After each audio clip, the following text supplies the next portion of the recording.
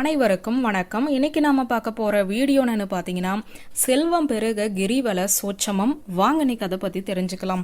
பௌர்ணமி என்றதும் அனைவருக்குமே நினைவில் வருவது கிரிவலம் தான். எந்த கோவிலாக இருந்தாலும் அந்த கோவில் மலைப்பாங்கான இடத்தில் இருக்கும் பட்சத்தில் அந்த மலையை சுற்றி வருவதுதான் கிரிவலம் என கூறுவோம். அதுவும் குறிப்பாக பௌர்ணமி தினங்களில் தான் இந்த கிரிவலத்தை மேற்கொள்வார்கள். பௌர்ணமி தினத்தன்று இந்த பிரபஞ்சத்தின் சக்தி என்பது அதிகமாக இருக்கும் என்பதால் அன்றைய தினம் கிரிவலம் வருவது என்பது மிகவும் சிறப்புக்குரியதாக திகழ்கிறது. இதில் மிகவும் பிரசித்தி பெற்ற கோவிலாக திகழ்வது திருவண்ணாமலை. எந்த கோவிலுக்கு கிரிவலம் செல்வதாக இருந்தாலும் உங்களுடைய செல்வ வளம் பெருகுவதற்கு செய்ய வேண்டிய ஒரு சூட்சம பரிகாரத்தை பற்றி தான் இப்போது நாம் பார்க்க போகிறோம்.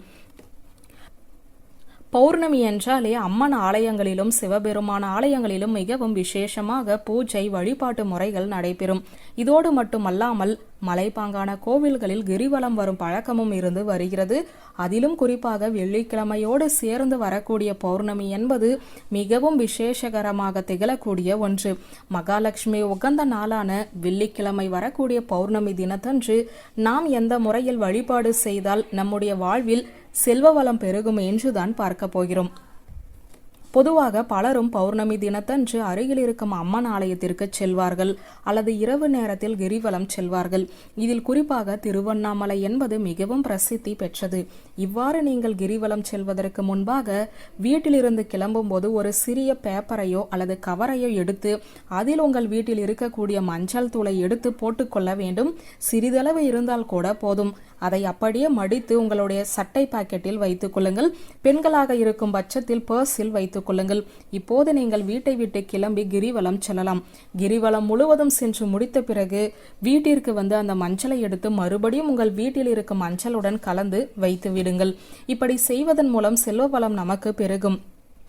கிரிவலம் செல்பவர்கள் இந்த வழிமுறைகளை பின்பற்றலாம்.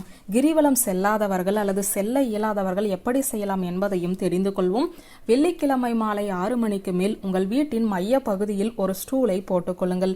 அதற்கு மேல் உங்கள் வீட்டில் இருக்கக்கூடிய சிவலிங்கம், நந்தி இருவரையும் எடுத்து வைத்துக் கொள்ள வேண்டும். கிழக்கு முகமாக பார்த்து எடுத்து வைத்துக் கொள்ள வேண்டும்.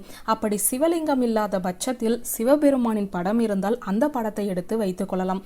பிறகு உங்கள் கையில் உங்கள் வீட்டில் இருக்கக்கூடிய மஞ்சள் தூளை எடுத்துக்கொண்டு சிவபெருமானை 11 முறை வலம் வர வேண்டும். இப்படி வலம் வந்த பிறகு அந்த மஞ்சளை மறுபடியும் திருப்பி உங்கள் வீட்டில் இருக்கக்கூடிய மஞ்சளுடனேயே சேர்த்து வைத்துக் கொள்ளுங்கள்.